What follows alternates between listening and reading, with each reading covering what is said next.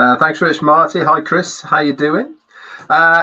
Great words, Marty. On point, as always. Sometimes things need to be said so that people actually really do understand the whys and hows and why the company are doing things. Just to break it down into layman terms, so that we have a really good understanding of where we're at and how and why the company are doing what they are doing. So great update there, Marty. And obviously it should help ease a lot of people as far as maybe some of their concerns that they might be having at the moment.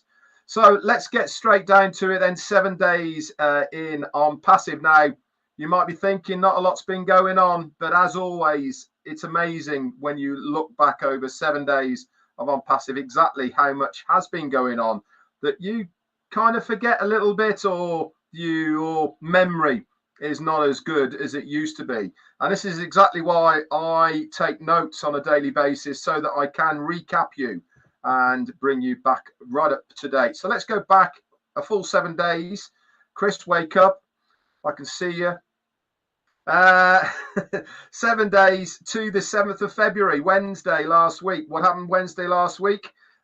We were extremely lucky, privileged, fortunate, whatever you want to call it, to have not only our CEO on 360, but we had 3 other Mohammeds as well. We had Mohammed Kamal, Mohammed Murad, and Mohammed Nassal all showed up. And if last week's 360 did not fire you up, did not get you excited for where we are in Onpassive and what is going to be happening in the future in Onpassive, well, you need to give your head a bit of a wobble. And it was fantastic updates from our CEO as well. All this has been recapped in the notes in our O-Founders back office by our fantastic quartet of Daryl, Janet, as Peter, and Dan Street. They do a fantastic job on a weekly basis, or whenever we see our CEO Ash Mufareh, and they got those notes into the O-Founders back office super quick and very early on the Wednesday. So that was what happened on Wednesday the 7th. I'm not going to go over what our CEO said. You can go and read it. Marty and myself also on the Thursday the 8th did our own style of recaps of what he had to say. Also on Thursday the 8th, we had the first of 3 actually last week, updates on our OES app, whether it be on Android or iOS. Now, if you are on Android, you have to update these manually. You go into your account and it will say update next to that app. You have to press the update for it. If you're on iOS, you can auto update these so that every time you log in, it will give you your latest one. Okay, but for Android, you have to. That was the first of the updates that we had on that. That was for a small fix that happened on Android. That came out on the 8th, and obviously myself and Marty did the recap of seeing Ash on the Wednesday. Friday the 9th then came around, and we had our extension, which we all were presuming, probably thinking. I personally said I thought it'd be about 7 days. It's turned into 10, and we all aligned to the same date, by the way, for this, and it goes up to I do believe 20th or 21st of September, 21st, I think, of September. Let's try February for OConnect. And as Marty has very, very well explained the reasons why this extension's happened, it is to give basically more time to the company. So that happened on Friday.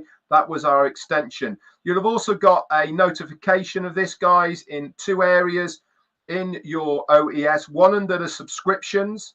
Okay, it will give you in the subscription bar there a extension, and also by O-Mail, and also the final place you'll see it is in O-Wallet. Now, somebody actually reached out to me and said, Red, why are we seeing the extensions of OConnect in the various places in our ecosystem, but we're not seeing the extensions to O-Tracker? Good point. The reason is that we get notifications of OConnect. Why? Because we've purchased it, because it is something that we have bought, and it is the company's the company is obliged to update us in a physical form of these extensions, because we have physically paid money for this product. With OTracker, it is still not been officially released. We are beta testing it as founders in the back office, okay, and that just gets extended when and how the company want to do it. So they don't need to publicly give us any information as far as that is concerned. So those are the three areas then that you'll find the official part of the extension for OConnect. Saturday then, okay, we had confirmation in our own wallet for all of those things and all the rest of it. Also on Saturday, Chris, Marty, Mike Ellis and Collins did an exceptionally good live, by the way, on Saturday. Don't know if you got a chance to see it. It's on quite a lot of the YouTubes at the moment, but go and have a listen to it. Mike Ellis, as always, super informative, very upbeat, brought some really good things to the table. So go and have a look at that. Very worth it is. Sunday, not much went on Sunday. It was a quiet day as far as Onpassive was concerned. Monday the 12th then came around. What happened on Monday the 12th? Brand new website. So let's talk a little bit about this brand new website. We went mobile on Monday. Very much a mobile web page theme to it. If you are on a desktop, you would have seen the outline of a mobile phone, and within that outline was moving videos. It scrolled down 13 separate pages on this website. Okay, normally we get anything between 5 and 7 pages on the weekly web page from onpassive.com. This time we had 13, guys, 13. A very, very informative website this was. Why? Because each page was basically a separate product. Within that page, a little bit of information, but had a read more. If you hit that read more on the web page, it then opened up a separate web page for that product individually. And again, 2 or 3 pages explaining exactly what these products did. There was Omail, Net, OConnect, OTracker, OES as well. Go and have a look at it and a read it. Also, tabs at the top, a great place to go at. You've got the media center, you've got careers there as well. If you want to know the brains of what is behind this company, just go and have a look at what type of people they are looking for. Unless you are a tech guy, it is all double Dutch. I don't know what half of these people do and half of the words are, but it sounds pretty techy. 43 at the moment. There is different careers options at the moment, and you can view that in that careers area. We also had our third update of the OES. Okay, if you want to know which is the most up-to-date app at the moment, it is 1.0.8. Okay, you can find out which is the app that you are on. If you open it up, either in the App Store or Google Play, sort of to the left-hand side, just above normally where the score is, it will say which version you are on. Okay, that's what you're looking for, version, and the number will be in brackets next to it. But 1.0.8 is the latest up-to-date OES app on there. Excuse me. Tuesday then, again, not much happened yesterday, I'm afraid, as far as Onpassive was concerned. But today we had a couple of things going on. Number one, it is our CEO's day. Why? It's Ash Wednesday. I mean, how cool is that?